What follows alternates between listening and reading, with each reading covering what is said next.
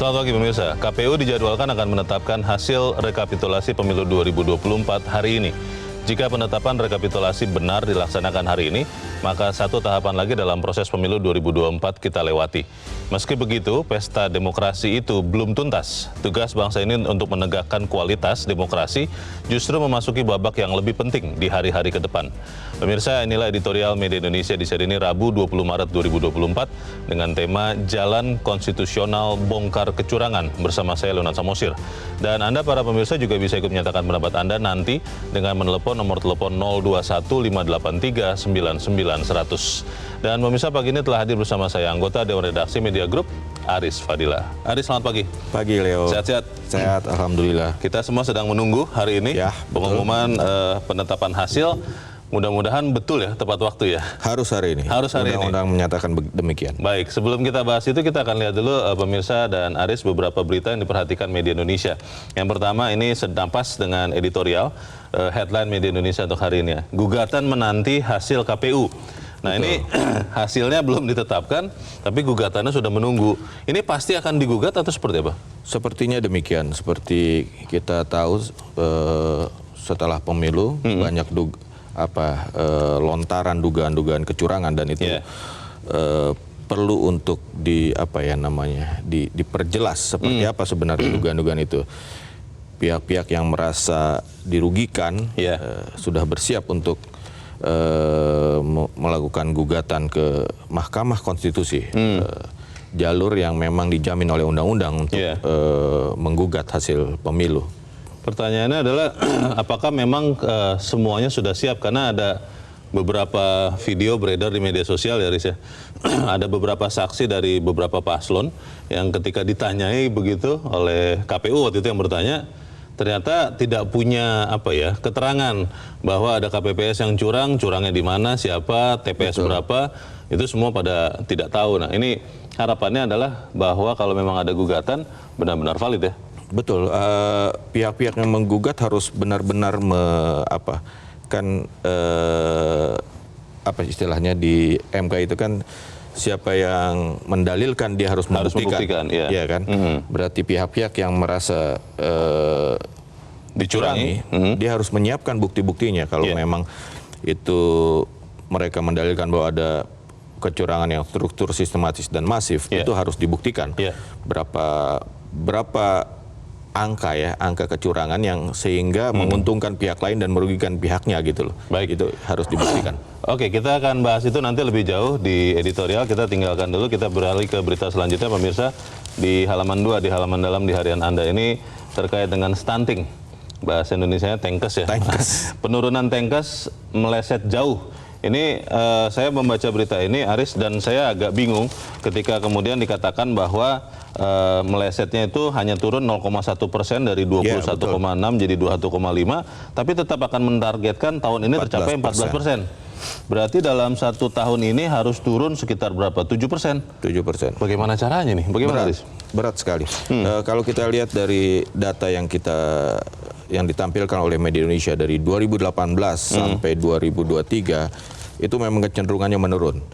Hanya saja yang dari 2022 ke 2023 memang penurunannya hanya 0,1%. Padahal targetnya adalah 17,8%. Ternyata hanya turun 0,1% dari 21,6 menjadi 21,5. Kecil sekali turunnya. Nah, tahun ini 2024 ditargetkan 14%. Menariknya ini menjadi pekerjaan rumah pemerintahan baru. Betul. Iya kan? Apakah mampu untuk menurunkan stunting ini sampai 14%? Ada program makan siang gratis. Kita nantikan apakah, karena kan efektif apa tidak ya? Makan siang gratis disebut-sebut untuk salah satunya menurunkan stunting kan. Kita lihat apakah target 14% ini akan bisa dicapai. Karena ini sangat penting stunting ini. Karena ini menentukan masa depan bangsa juga ya. Anak-anak yang stunting hari ini pada waktunya harus memimpin bangsa ini. Kalau memang kemampuannya kurang, bahaya juga bangsa kita. Kita harapkan apa yang dilakukan ini bisa berhasil, termasuk makan siang gratis. sebenarnya nggak gratis sih, dibayar juga oleh negara begitu ya. Baik, kita tinggalkan dulu itu, kita ke halaman 3 pemirsa, di kolom pemilu 2024, PDIP buktikan keseriusan di hak angket. Ya. Serius itu kan artinya sudah mengajukan, tapi kan sampai sekarang belum mengajukan. Belum. Jadi ini maksudnya serius ini seperti apa nih? Ya, ini kalau kita lihat laporan Media Indonesia, ini keseriusan ini dinyatakan oleh salah satu kader PDIP, Adian Napitupulu, yang menyatakan bahwa dia menyatakan bahwa PDIP lebih serius dibanding yang lain, ya kan? Dengan sudah menyiapkan naskah akademik. Ya. Dengan mengundang para profesor dan guru besar untuk menelaah naskah akademik tersebut. Yeah. Di situ dia menyatakan bahwa PDIP lebih maju dibanding pihak lain. Tapi kan kita tahu bahwa belum ada statement resmi dari Ketua Umum untuk menyatakan bahwa PDIP akan mengajukan hak angket, ya kan? Justru itu yang kita tunggu kan? Yeah. Karena itu juga yang dikatakan Adian ya, kami menunggu perintah. Nah, masih menunggu perintah, jadi belum maju sebenarnya.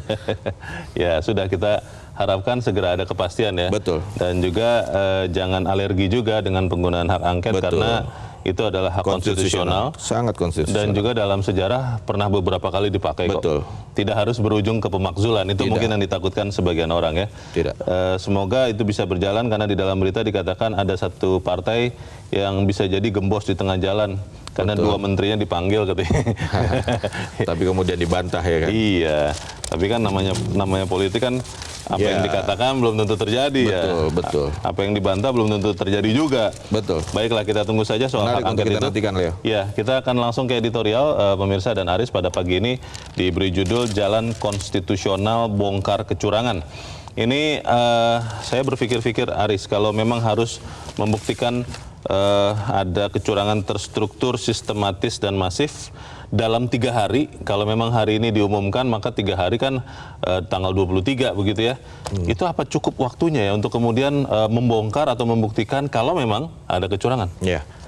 Kalau kita baca dari statement-statement kubu 01 maupun 03, mereka sudah menyiapkan itu jauh-jauh hari, ya kan. Setelah hari pertama pemilu, bahkan pencoblosan kan, kemudian lembaga survei menyatakan quick count 02 yang unggul dalam satu putaran. Mereka mengklaim sudah mulai bekerja untuk mengumpulkan bukti-bukti itu kan. Dan mereka menyatakan akan siap untuk mengajukan gugatan itu dalam jangka waktu yang memang sangat singkat kalau dalam aturan undang-undang kan. Begitu tanggal 20 hari ini adalah hari terakhir batas KPU untuk mengumumkan pemenang pemilu. Ada 3 kali 24 jam bagi pihak-pihak yang keberatan untuk mengajukan gugatannya ke MK. Kita tunggu saja dalam 3 kali 24 jam ke depan seperti apa gugatan yang disampaikan, dan kita nantikan nanti 14 hari kerja MK bekerja untuk bisa menyidangkan gugatan sengketa ini. Pemilu ini. Betul. Pertanyaannya adalah apakah memang kemudian akan berjalan dengan damai, satu, karena 5 tahun yang lalu kita ingat itu, Aris, ketegangan meningkat begitu rupa. Betul. Lalu apakah kemudian hasilnya juga benar-benar akan bisa memberikan keadilan bagi bangsa kita? Kita akan bahas itu. Dan pemirsa, nilai editorial Media Indonesia untuk hari ini Rabu 20 Maret 2024, Jalan Konstitusional Bongkar Kecurangan.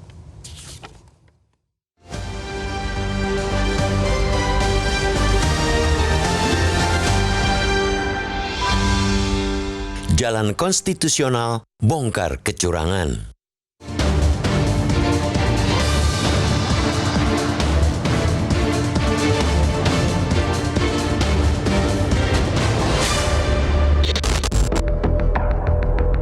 Komisi Pemilihan Umum atau KPU dijadwalkan akan menetapkan hasil rekapitulasi pemilu 2024 hari ini.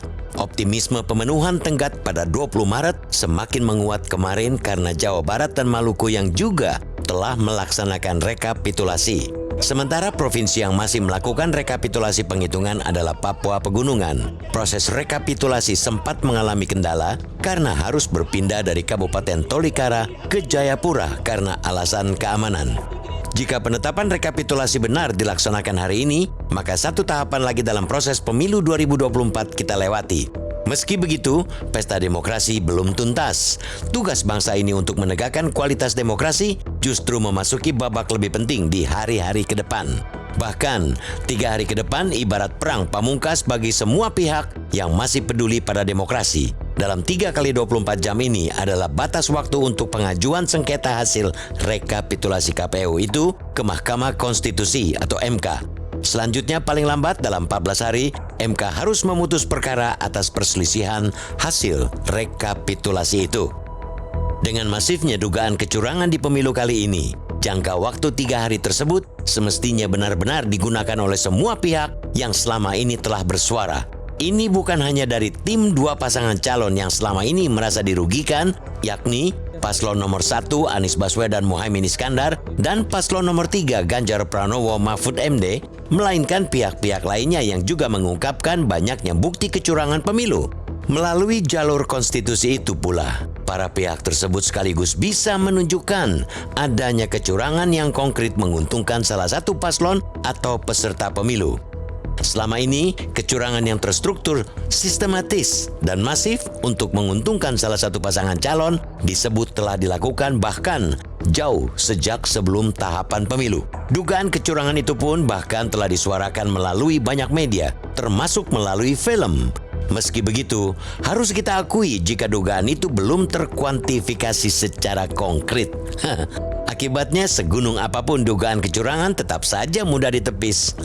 Bahkan diputarbalikkan oleh kubu yang diuntungkan. Sebab itu, pertarungan di MK kali ini sekaligus akan menjadi pembuktian kredibilitas dari para penuntut. Rakyat dan semua pihak yang bersengketa akan sama-sama dapat melihat sejauh mana demokrasi kita telah dicederai. Lebih luas lagi, dijalankannya hak konstitusi di MK sesungguhnya adalah kerja gotong royong dengan proses check and balance melalui hak angket yang juga sedang didorong di DPR. 2 jalan konstitusional itu memang harus digunakan bersamaan karena baik rakyat maupun DPR sama-sama punya kewajiban untuk mencegah pemerintahan yang kotor ke depannya. Di sisi lain, semua pihak juga mesti menyadari bahwa berbagai protes atau sengketa mengenai hasil rekapitulasi pemilu bukanlah hal aneh di Republik ini. Sebab itu, adanya gugatan pada pemilu kali ini juga harus dihormati semua pihak yang termasuk kubu yang saat ini unggul dalam perolehan suara yang disebut sangat dekat dengan sumbu kekuasaan.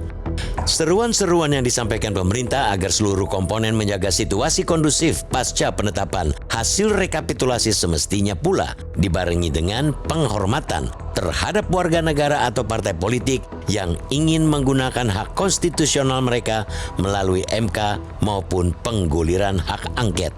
Tidak itu saja, penghormatan yang sama juga harus diberikan kepada kebebasan berpendapat yang disalurkan di ruang publik, baik di jalanan, di media sosial, dan media massa. Semua aksi ini sejatinya bukanlah hal yang baru dalam tiap masa pemilu dan selalu menjadi bagian dari pesta demokrasi itu sendiri.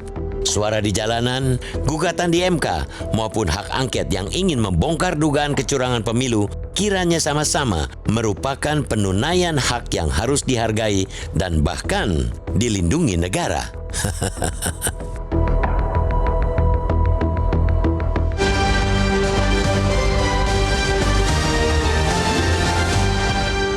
Di bagian berikut Anda bisa menyatakan pendapat Anda terkait dengan editorial pagi ini. Pemirsa, untuk saat ini tetaplah bersama kami.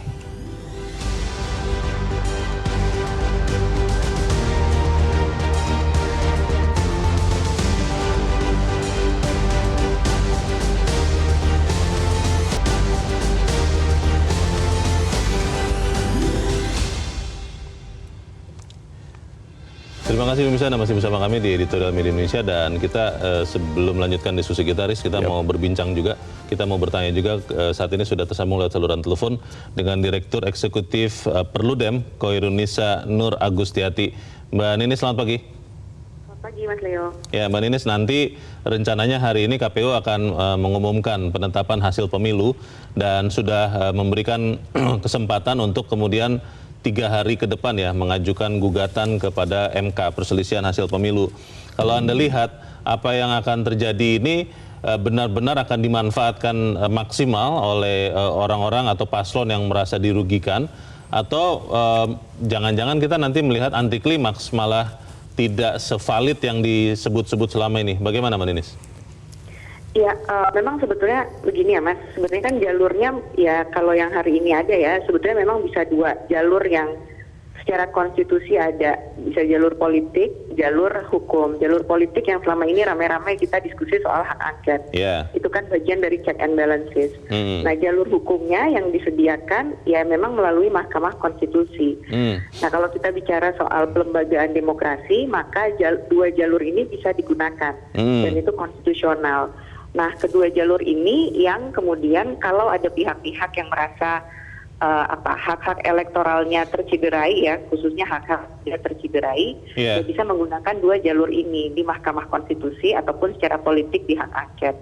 Nah dua-duanya ya harus dimanfaatkan karena kalau dalam konteks tahapan pemilu di MK ini ya bagian akhir sebetulnya, karena nanti putusan MK kan akan final dan mengikat. Kalau kemudian nanti MK memutuskan ya misalnya kecurangan yang didalilkan misalnya tidak terjadi, maka ya bisa langsung ditetapkan hasil pemilunya dan kita menunggu pelantikan di bulan Oktober.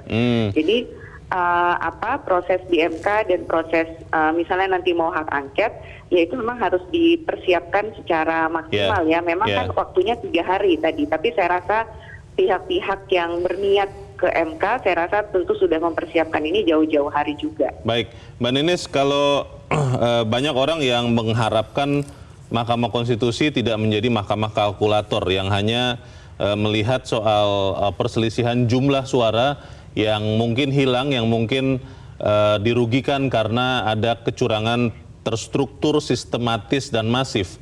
Tapi pertanyaannya, kalau tidak ada angka yang dibawa, tidak ada jumlah suara yang mungkin dicuri dalam tanda petik, apakah MK juga bisa memutuskan memang ada kecurangan TSM atau tidak, Mbak?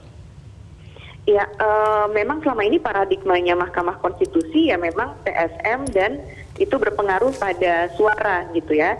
Jadi semua misalnya dugaan-dugaan kecurangan, pelanggaran, muaranya memang harus dikaitkan dengan suara. Jadi misalnya mau mengaitkan misalnya soal netralitas aparat gitu ya. Berapa kemudian suara yang terbuang gitu ya, atau misalnya hilang karena ada indikasi seperti tadi. Nah MK memang akan melihat itu. Karena kalau misalnya di PHPU sebelum-sebelumnya, pemilu sebelumnya, misalnya dia mendalilkan politik uang. Tapi kalau ternyata tidak signifikan perbedaan suaranya, sama MK pun juga nggak masuk dalam kategori TSM. Jadi memang semuanya akan bermuara kepada suara. Nah sekarang kemudian kan menunggu nih, selain suara tadi juga rasa keadilan publiknya kan juga publik menunggu ya. Karena kalau di beberapa contoh pilkada MK bisa sangat progresif gitu misalnya. Ada yang pilkadanya diulang karena calonnya pada waktu itu punya 2 kewarganegaraan, Indonesia dan negara lain, itu dibatalkan sama MK. Nah hal-hal seperti itu terjadi di pilkada. Nah di pilpres kan kita belum pernah terjadi ya. Jadi ini yang sebetulnya ditunggu oleh publik. Mbak Ninis, ini wacana yang juga berkembang mengatakan ini kebanyakan berasal dari paslon yang kemungkinan akan menang ya. Mereka mengatakan ayolah move on, waktunya rekonsiliasi, ayolah sudah terima hasil, jangan kemudian menggugat-menggugat, karena itu artinya akan mengganggu stabilitas, akan bisa membatalkan atau mengganggu legitimasi pemilu. Itu memang harus begitu atau memang jalan konstitusional ini bisa dan harus dipakai, Mbak Ninis? Ya saya rasa tidak mengganggu ya, karena kan ini sarana yang disebutkan dalam undang-undang gitu loh. Dan memang tugasnya Mahkamah Konstitusi untuk salah satunya menyelesaikan perselisihan hasil pemilu. Jadi tentu tidak mengganggu. Dalam setiap tahapan pemilu itu selalu diberikan ruang untuk ada sengketa, apapun tahapannya, bukan cuma perselisihan hasil pemilu saja gitu ya. Sejak awal dari daftar pemilih pun juga ada ruang itu. Jadi ini saya rasa bukan kemudian upaya untuk mengganggu gitu ya, tapi ini kan juga mendorong transparansi dan akuntabilitas. Kalau tadi misalnya bicara ada kecurangan, ya nanti akan saling adu bukti gitu di Mahkamah Konstitusi. Jadi itu sebetulnya, dan tadi mengembalikan hak-hak warga sebetulnya yang paling yang utamanya ya. Kalau ada hak-hak warga yang dicederai, hak-hak elektoral warga yang dicederai, ya memang melalui mekanisme Mahkamah Konstitusi ini. Baik, kita berarti sama-sama menunggu yang pertama penetapan hasil oleh KPU, lalu kemudian kalau memang ada perselisihan hasil pemilu, bagaimana MK memutusnya ya. Terima kasih Mbak Ninis, Mbak Koirunisa Nur Agustiati, Direktur Eksekutif Perludem sudah mencerahkan kami. Selamat pagi Mbak Ninis. Pertanyaan besarnya itu, Aris, apakah memang MK bisa diyakinkan bahwa ada kecurangan TSM tanpa ada angka-angka yang memang bisa dibuktikan hasil dari kecurangan? Misalnya katakanlah contoh, misalnya pemilu ini curang gara-gara ada bansos yang diberikan begitu rupa. Tapi kalau tidak bisa dijelaskan satu bansos itu menghilangkan sekian suara, kan repot juga ya. Bagaimana, Aris? Iya. Saya kira kan pemilu itu kan soal pihak A dapat berapa persen suara, pihak B berapa persen suara, pihak C berapa persen suara. Itu kan yang menentukan hasil pemilu. Jadi memang mau nggak mau ya memang angka ujungnya gitu loh. Semua harus dikuantifikasi ke angka kan. Betul nggak? Ketika bansos, ya ada bansos mungkin yang dimunculkan, disalurkan. Dan disebut katanya itu membeli suara. Membeli suara. Itu kan harus dibuktikan berapa persen suara yang hilang dari pihak A sehingga menguntungkan pihak B. Itu memang harus, ya memang seperti itu mau tidak mau ya kan. Karena pemilu itu memang si A menang berapa persen, si B dapat berapa persen, itu yang menentukan siapa pemenang pemilu, siapa yang dipilih oleh rakyat. Kan memang seperti itu. Perselisihan ini kan kalau kita ingat, saya mengacu kepada pemilu yang 5 tahun yang lalu. Betul. Dan 5 tahun yang lalunya lagi. Itu kan kita melihat bagaimana perselisihan itu menjadi tegang ya. Baik di dalam ruang sidang maupun di jalanan. Waktu itu saya ingat betul. Betapa tegangnya pada saat itu keadaan. Tapi untuk kali ini kelihatannya tidak akan seperti itu. Saya kira kita harus lebih dewasa melihat hasil pemilu dan kemudian sengketa setelah itu, ya kan. Bahwa TSM juga didalilkan di 2019, ya kan. Betul. Kita melihat di layar kaca sidang yang begitu lama, ya kan. Dan masyarakat menikmati itu kalau menurut saya. Kita pun menikmati ada bintang yang muncul, ya kan. Itu pembelajaran yang sangat berharga, ya kan. Walaupun hasilnya ya memang tidak bisa dibuktikan TSM itu kan. Setelah beradu bukti, sidang itu berlangsung secara terbuka, layar televisi menampilkan itu, ya kan. Kita bisa melihat seperti apa dalil-dalil yang disampaikan oleh kedua belah pihak untuk membuktikan kecurangan itu. 2014 pun begitu. 2019 juga kita lihat kan ada 2014 ya yang ada 2000 persoalan daftar pemilih tetap, penghapusan tempat pengesuara, pelibatan pihak asing itu kan sudah ada sejak 2004, 2009 dan seterusnya itu selalu kan. ada. Selalu ada. Dan memang sulit untuk, kan memang begini kalau menurut saya ya, aturan tahapan baik itu hak angket maupun di MK memang dibuat sedemikian rupa sehingga bukan dibuat sulit tapi memang jangan asal menggugat gitu supaya stabilitas juga terjaga, ya kan. Jangan supaya asal menggugat supaya ada kepastian, ya kan.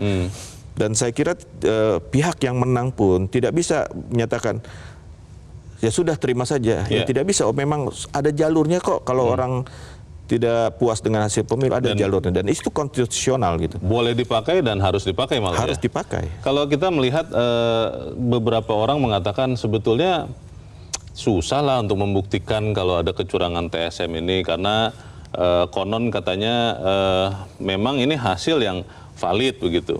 Mulai dari survei sebelum pemilu, quick count-nya, real count-nya, di tengah karut-marutnya si rekap yang sampai sekarang susah juga untuk dilihat, tapi ini susah untuk dibantah. Pertanyaannya adalah kalau kemudian paslon yang terus mengajukan perselisihan hasil pemilu ini, tujuannya sebetulnya apa? Kan akhirnya nanti orang bisa bilang, sia-sia loh mengajukan gugatan ini. Bagaimana, Riz? Menurut saya nggak sia-sia ya, bahwa ini memberikan bahwa ini ada jalur yang memang konstitusional untuk dipakai, ya kan, bagi pihak-pihak yang tidak puas dengan hasil pemilu. Ini bukan soal tidak menerima kekalahan menurut saya, tapi ada yang harus diperbaiki, ya kan?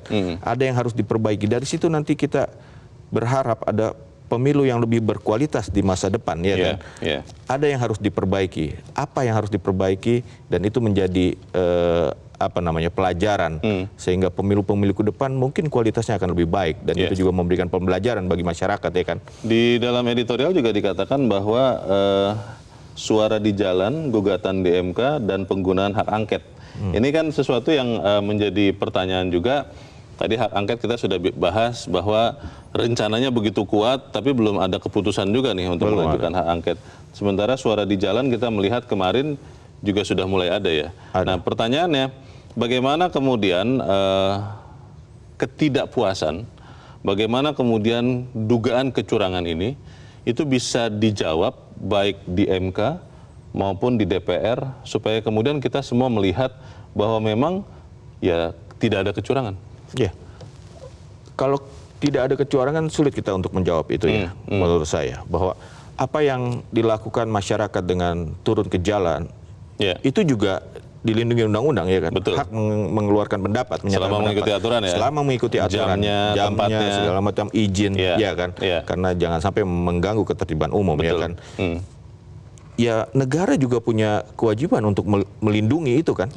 Hak menyatakan pendapat, menjaga keamanan mereka, ya kan? Itu konstitusional juga. Konstitusional juga. Begitu juga, dan masyarakat pun harus mempercayai, ya kan? Pihak-pihak yang melakukan gugatan melalui MK maupun hak angket, percayakan bahwa itu memang dilakukan untuk bukan soal, lagi-lagi bukan soal tidak menerima kekalahan. Sama sekali bukan itu kalau menurut saya, ya. Bahwa itu adalah memberikan pembelajaran supaya melihat pemilu, sistem pemilu yang kita punya ini apakah memang sudah benar, apakah ada celah-celah. Ya, mungkin kita harus setuju dengan pernyataan Prabowo bahwa pemilu demokrasi ini melelahkan dan mahal. Pertanyaan berikutnya juga adalah bagaimana hasil dari pemilu ini punya legitimasi, ya. Kalau kita lihat sengketa di MK, sekian waktu yang lalu MK-nya saja sebagian dari hakim konstitusinya dinyatakan oleh MK-MK itu melanggar etik berat, dan kemudian ada sanksi untuk melakukannya. Bagaimana kemudian keputusan MK dalam sekian hari ke depan itu masih benar-benar dipercaya oleh rakyat? Kita akan bahas di bagian berikut, dan pemirsa tetap bersama kami. Editorial Media Indonesia segera kembali.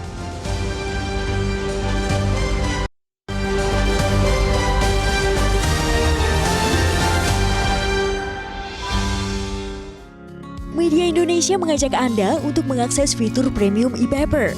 Dengan sajian konten berbasis intelektual dan meneguhkan kebangsaan, Media Indonesia tampil dengan lebih dinamis melalui e-paper Media Indonesia yang dapat Anda akses kapan saja, di mana saja. Caranya mudah, download aplikasi Media Indonesia di Android atau ketik link e-paper.mediaindonesia.com atau bisa scan QR code pada layar kaca Anda.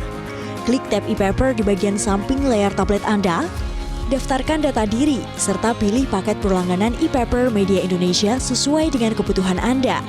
Nikmati juga bonus spesial tambahan 4 halaman rubrik fokus setiap hari. Semua bisa Anda dapatkan hanya di e-paper Media Indonesia. Untuk informasi lebih lanjut, hubungi customer service di nomor 0811 1201 2018 atau kunjungi media sosial @mediaindonesia. Media Indonesia, referensi bangsa. Terima kasih Anda masih bersama kami di Editorial Media Indonesia, pemirsa, dan sekarang waktunya kita, Aris, untuk mendengarkan juga pendapat dari pemirsa Metro TV. Kita saat ini sudah terhubung dengan pemirsa Metro TV di Jakarta Selatan. Ada Ibu Yati. Ibu Yati, selamat pagi. Selamat pagi, Mas Ryo, Mas Haris. Pagi, Bu. Selamat pagi, Bu Yati. Bagaimana, Bu? Ini kita menunggu nih KPU, lalu kita menunggu juga kalau memang benar ada yang mengajukan gugatan perselisihan. Kalau menurut Bu Yati, ini akan bisa membongkar dugaan kecurangan atau seperti apa, Bu? Kalau saya begini ya, Mas Ryo, ya. Saya sangat setuju sekali baik itu ke MK ataupun hak angket. Soalnya ini kalau dibiarkan, ini akan terus-menerus seperti ini. Kalau sudah kecurangan dibiarkan, udah nerima aja deh kita mengurus ini kan sama-sama. Itu nggak bisa kayak gitu caranya. Nanti bisa nggak berlanjut lagi. Terus terang mas saya tuh nggak rela ya suara saya tuh kalau digini caranya. Tahu tadi saya nggak milih deh besok-besok kalau kayak gini caranya. Saya jujur aja ya, saya kebetulan pilih 01. Saya kalau kalahnya fair, saya terima, saya legowo. Tapi kalau kalahnya seperti ini, saya tuh nggak terima, jujur aja. Saya tuh nggak ikhlas. Pokoknya bukannya kita nggak mau ngurus bangsa ini ya, kita tuh mau damai gitu, aku tuh mau, tapi caranya juga seperti ini. Kalau dibiarkan begitu terus, besok berlanjut lagi begini Bu lagi, Yati, kita menerima lagi katanya, udahlah kita satu bangsa aja, nggak bisa kayak gitu caranya. Kalau nanti gitu ya. Bu Yati, kalau nanti MK memutuskan ya, setelah bersidang tentunya, Bu Yati akan terima apapun keputusan MK? Kalau mau saya sih kedua-duanya ya, hak angket juga. Oh, angket juga. Oke. Angket juga. Ya, jadi kalau dibiarkan begitu terus akan berlanjut lagi. Jujur aja Harus saya jalan nggak ya. ikhlas. Ya kalau kalahnya nggak fair, 01 saya nggak ikhlas. Terima kasih Harus Mas, fair. selamat pagi. Terima kasih Bu Yati di Jakarta Selatan, selamat pagi. Kelihatannya masih ada sedikit emosi. Kita akan beralih ke pemirsa Metro TV berikut. Kali ini dari Manokwari, Papua Barat, ada Pak Max. Pak Max, selamat pagi. Selamat pagi Bung Leo, selamat pagi Bung Aris. Selamat pagi Pak Max. Silakan Pak pendapatannya Pak. Saya melihat perjalanan politik kita ini bukan semakin hari semakin baik sejak reformasi. Memang semakin hari semakin tidak baik. Tetapi partai-partai politik pun harus mengoreksi diri. Iya kan? Iya. Saya melihat ada dua. Yang pertama, pernyataan-pernyataan terkadang dari partai-partai politik itu juga melukai hati rakyat. Benar? Ya, ada pernyataan bilang, alah, anak saya mau dikawinkan dengan tukang bakso. Ya ini kan sepele memang. Tapi jangan sampai kemudian menyakiti hati rakyat. Orang Papua hitam keriting, ya itu juga masalah. Pak. Jangan memandang remeh itu pernyataan-pernyataan seperti itu. Yang kedua, mari kita bicara terbuka. Apakah kita semua ini jujur dalam pemilu? Iya kan? Iya. Menggugat itu adalah hak konstitusional. Iya. Itu sah-sah saja. Tetapi yang berikut yang saya mau sampaikan, jangan sampai akibat daripada keinginan untuk berkuasa membuat kevakuman pemerintahan dalam negara ini. Jangan sampai vakum ya. Bulan Oktober itu kan Presiden Joko Widodo selesai. Otomatis kabinet pun bubar. Yang ada hanya Kapolri dan Panglima TNI. Iya kan? Nah, bagaimana perjalanan negara itu dengan kebijakan-kebijakan negara untuk melihat bagaimana bangsa ini ke depan. Tetapi kalau terjadi kekosongan pemerintahan, siapa akan mengatur? Jadi ya, tolong partai-partai politik legowo melihat ini secara baik. Mau hak angket kah, apakah hak angkot kah? Silakan aja. Tetapi melihat dan mengoreksi diri partai politik dan melihat kondisi bangsa ke depan yang sebenarnya gitu loh. Baik. Terima kasih Pak Max di Manokwari, Papua Barat untuk pendapat Anda. Selamat pagi Pak. Di belakang Pak Max ada Pak Rusli di Makassar, Sulawesi Selatan. Pak Rusli, selamat pagi. Baik, Assalamualaikum warahmatullahi wabarakatuh. Waalaikumsalam warahmatullahi wabarakatuh. Bagaimana Pak Rusli pendapat Anda Pak? Silakan Pak. Jadi pada dasarnya dari awal itu pelaksana pemilu itu memang sudah tidak beres. Kenapa Pak? Iya, jadi sejak Perpak, verifikasi faktual, partai-partai baru, itu sudah banyak permainan. Seperti contoh ini yang nyata di Sulawesi Selatan, sebenarnya sudah ada beberapa, satu partai aja yang saya bisa sebut, itu sudah tidak lolos, tapi jadi lolos. Kenapa bisa diloloskan? Jadi ini pelaksana pemilu ini, utamanya di ketua KPU ini sebenarnya sudah ada di permukaan pelanggaran etik berat, tapi kok belum dieksekusi? Ya itu saya boleh jadi bayangkan saja salah satu partai yang diloloskan. Baik. Sudah namanya ada di beberapa KPU daerah, itu sudah menetapkan, sudah pleno, tapi di provinsi ini kok bisa dari TSM jadi TMS jadi MS. Oke. Yang intervensi dong. Jadi dari awal sudah kotor ini. Pak Rusli sudah melihat ada masalah ya. Oke, terima kasih Ya, Pak Rusli di Makassar, Sulawesi Selatan untuk pendapat Bapak. Selamat pagi. Ya, ada yang masih belum legowo. Ada yang mengatakan, tadi Pak Max bilang parpol jangan suka mengeluarkan pernyataan melukai rakyat. Tapi mungkin Pak Max juga jangan melukai juga, karena tadi sempat mengatakan hak angket ada hak angkot. Itu kan melukai juga. Bagaimana kira-kira? Ya, kalau kita lihat setidaknya 3 penelpon tadi ya, mereka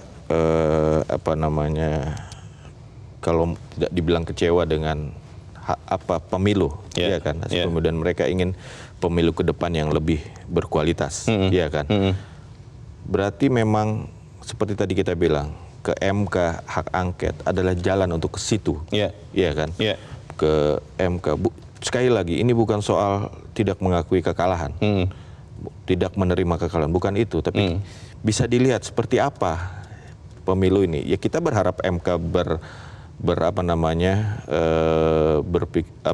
mengambil keputusan progresif, ya kan? Tidak sekedar angka, tapi dia memang harus angka, ya kan?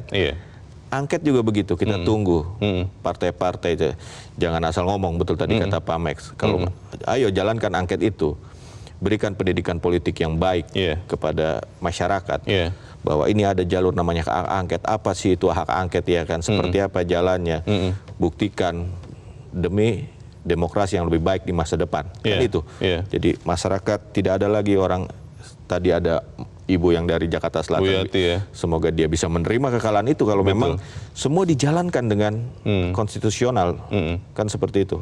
Kalau kita melihat sebetulnya kan ketika ada kecurangan yang katanya adalah TSM, itu beberapa pihak mengatakan sebetulnya bukan hanya pada saat pencoblosan atau setelahnya, tapi sebelumnya yang lebih masif. Tapi kan masalahnya kembali lagi mengkuantifikasi apa yang dilakukan, yang diduga dilakukan ini untuk membuktikan bahwa inilah yang membuat paslon tertentu mendapat tambahan, yang lain mengurangi suaranya. Betul. Ini kan tidak mudah ya. Kira-kira bagaimana ini? Sangat tidak mudah. Ambil contoh misalnya kita Jawa Tengah misalnya, di situ yang dibilang adalah pertarungan yang luar biasa, ya kan? Keras sekali sampai partai yang selama ini memenangkan kandangnya itu yang disebut-sebut sebagai kandang, akhirnya tersungkur di situ, ya kan? Misalnya di situ dibuktikan berapa bansos diturunkan di situ, ya kan? Terus dari bansos sejumlah sekian itu berapa suara yang akhirnya hilang atau pindah ke kubu yang kemungkinan menang dan berkaitan dengan bansos itu. Itu memang seperti itu aturan di MK, harus angkanya harus jelas. Nah, kita pengen lihat, ya kan? Masyarakat ingin lihat bukti apa yang akan dibawa para penggugat ini. Iya kan? Ada nggak bukti-bukti seperti itu? Seperti tadi kita bilang bahwa 2019, 2014 juga ada dalil-dalil TSM itu, dan itu semua tidak bisa dibuktikan. Dan jangan lupa bahwa MK akan bertanya lebih dulu, apakah dugaan-dugaan tersebut sudah dilaporkan ke Bawaslu, ya kan? Bawaslu ini akan menjadi pihak yang dimintai keterangan oleh MK nanti. Sudah dilaporkan belum? Karena aturannya memang itu harus ke Bawaslu dulu, kan? Kalau belum dilaporkan ke Bawaslu dan tiba-tiba langsung ke MK di ujung, itu pun jadi soal nanti. Harus dilaporkan dulu ke Bawaslu. Ini pertanyaan Pak Max tadi ya, yang kemudian membuat saya berpikir nih, Aris, bahwa nanti Oktober kan memang harus ada pergantian pemerintahan. Dan tadi Pak Max mengatakan jangan sampai kemudian, ini Pak Max kelihatannya kalau saya membaca pernyataannya mungkin tidak terlalu setuju dengan gugatan atau ada hak angket. Pak Max mengatakan jangan sampai ada vakum pemerintahan, katanya.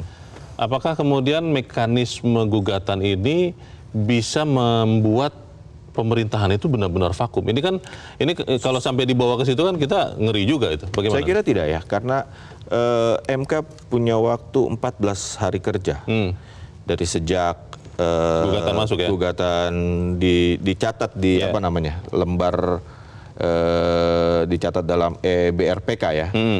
Nah di situ dicatat MK punya waktu 14 hari kerja.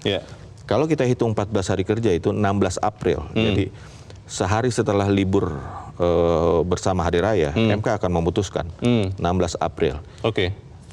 Jika sudah diputuskan, tadi Mbak dari Perludem menyatakan bahwa itu adalah final dan mengikat, ya kan? Semua harus legowo menerima itu, ya kan? Tidak ada kevakuman bahwa pemerintah ini sekarang akan sampai 20 Oktober, ya kan? 20 Oktober berarti apa yang diputuskan MK di 16 April, kurang lebih 16 April kalau kita hitung dari aturannya, itu akan dilantik di 20 Oktober. Jadi tidak ada kevakuman kalau menurut saya. Kita harus jeda dahulu, Aris dan pemirsa tetaplah bersama kami, Editorial Media Indonesia segera kembali.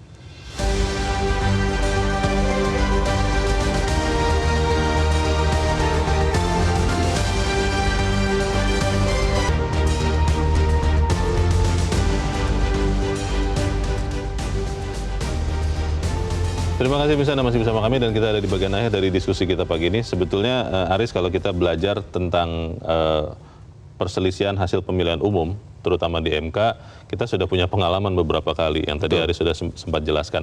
Pertanyaannya adalah bagaimana kemudian hak konstitusional ini bisa dipakai dan juga membuat kita sama-sama belajar. Termasuk mungkin kalau memang ada dugaan kecurangan atau ketidakkompetenan dari penyelenggara pemilu, supaya pemilu berikutnya tidak lagi terjadi yang didugakan terjadi ini. Bagaimana? Betul. Kita akan lihat 3 hari ke depan ya, bahwa siapa yang akan menggugat, mendaftarkan gugatannya ke MK. Karena memang aturannya adalah setelah KPU mengumumkan ada waktu 3 kali 24 jam bagi pihak-pihak yang keberatan dengan hasil pemilu untuk melakukan gugatan ke MK. Dari situ pembelajaran politik sudah dimulai menurut saya, ya kan. Seperti apa laporannya diproses oleh MK, dicatat dalam MBRK-nya, kemudian dijadwalkan sidang dan sidang. Pihak pertama yang akan ditanya adalah KPU, ya kan. KPU diminta untuk menjawab dugaan-dugaan, gugatan-gugatan. KPU akan menjawab, ya kan. Bawaslu akan ditanya sebagai pihak yang pengawas ditanyakan. Ini sudah dilaporkan belum ke kalian? Karena aturannya kalian yang harus pertama dilaporkan. Kalau sudah dilaporkan, apakah sudah ditindaklanjuti? Ya kan? Itu dengar jawaban baru periksa saksi-saksi. Kita akan menyaksikan pembelajaran politik yang sangat penting, ya kan? Bagaimana semua itu diperiksa. Dan saya kira MK harus kita beri kepercayaan untuk menyidangkan perkara ini, bahwa Hakim MK tadi sudah disebutkan di berita kita sebelumnya bahwa Hakim MK yang diduga terlibat dalam pelanggaran etik sudah dihukum, dan salah satu keputusan Mahkamah Etiknya adalah tidak boleh menyidangkan sengketa pemilu. Ya kan? Berarti Hakim konstitusi yang tersisa itu kita harus beri kepercayaan untuk menyidangkan ini seadil-adilnya, bahwa dia adalah perwakilan Tuhan, ya kan, untuk memberikan keadilan bagi semua, sehingga para penelpon kita tadi, terutama ibu yang di Jakarta Selatan itu bisa menerima dan berharap pemilu ke depan akan punya kualitas yang lebih baik dari sebelum-sebelumnya. Yang mungkin masih ada sedikit ganjel ya kalau bahasa sehari-hari adalah proses menuju pemilu yang mungkin menurut sebagian orang ya terang aja menang, soalnya kan bisa menggerakkan segenap alat kekuasaan untuk memberikan sesuatu, untuk dalam tanda petik membeli suara. Nah ini ganjelan-ganjelan ini akan kira-kira bisa hilang, lepas setelah MK memutus, atau masih ngeganjel juga? Bagaimana, Riz? Kalau nanti misalnya pihak-pihak yang mendalilkan adanya kecurangan itu memberikan bukti-bukti soal bansos misalnya, soal apa ya kan, bahwa penyalurannya tidak sesuai. Ya. Mungkin secara angka yang diharapkan MK secara kuantitas tidak bisa dibuktikan bahwa penyaluran bansos itu memang bermasalah, berdampak kalau itu. Memang tidak bisa dibuktikan secara angka, tapi bermasalah, dapat mengganggu, ya kan? Ini kan bisa menjadi pembelajaran untuk berikutnya, bahwa mungkin kemudian para pengambil kebijakan bisa ambil bahwa ada aturan yang baru soal bansos, bahwa bansos itu memang diperlukan. Kita harus sepakat itu ya, bahwa ada pihak-pihak saudara-saudara kita memang memerlukan bansos. Tapi caranya, waktunya, yang memberikan dari hasil itu aturan itu berubah, sehingga tidak ada lagi bansos menjelang pemilu. Iya kan? Itu yang diharapkan. Oke, kita tunggu berarti sama-sama penetapan KPU hari ini, lalu juga PHPU-nya seperti apa, dan kita harapkan kita belajar menjadi warga negara yang bertanggung jawab untuk menerima apa hasil MK. Aris Fadila, terima kasih sudah hadir di tempat ini. Selamat pagi. Pagi, Leo. Pemirsa, suara di jalanan, gugatan di MK maupun penggunaan hak angket di DPR yang ingin membongkar dugaan kecurangan pemilu kiranya sama-sama adalah penunaian hak yang harus dihargai dan bahkan dilindungi oleh negara. Kita tunggu sama-sama. Saya Leon Samusi, berterima kasih Anda sudah menyimak editorial Media Indonesia itu pagi ini. Terus jaga kesehatan Anda, terus jaga nurani Anda. Selamat pagi, sampai jumpa.